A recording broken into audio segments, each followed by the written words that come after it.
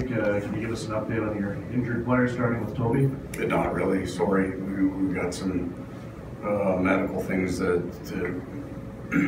we'll find out a little bit more later today. But even then, it's not going to clear it up.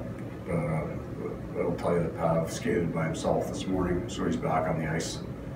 Toby's got a little swelling there, so we've got to wait kind of for a few days before we get a better idea where we're at with it.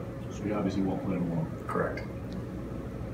Taking last week, kind of try and push that away going into the new week starting today with the day off yesterday, or how are you approaching this right now with your group?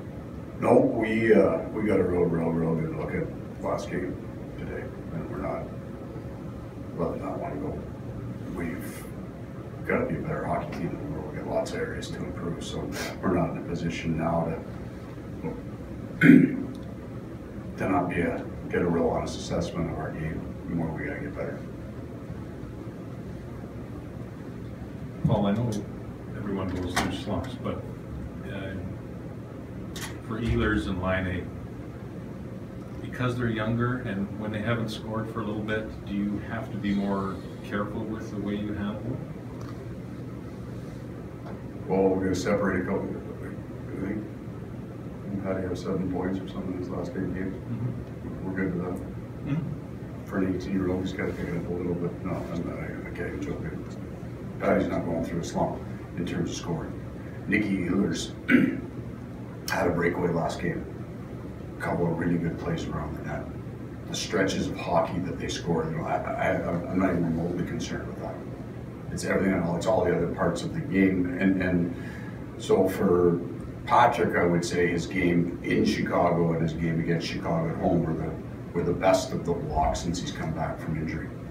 And Nicky has had, for me, is starting to really trend back upward in terms of the quality of his play, his fight, his compete, all the things that young players need to learn first. So I don't feel they're in an offensive slump.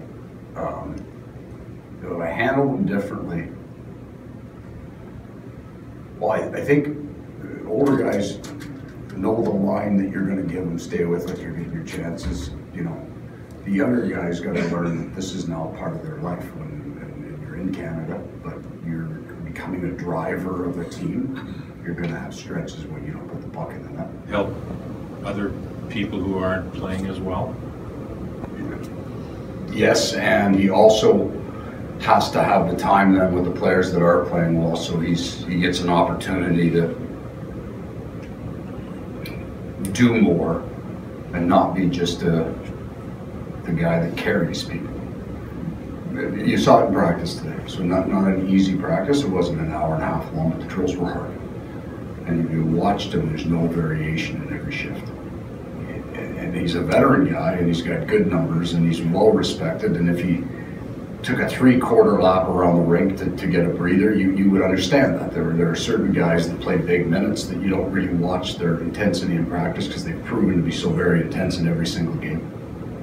And he won't do that. He doesn't do that. He's one of the finest quiet leaders that I've ever coached. He's not a big talker, but his consistency level and the things that he says on the bench are always right on.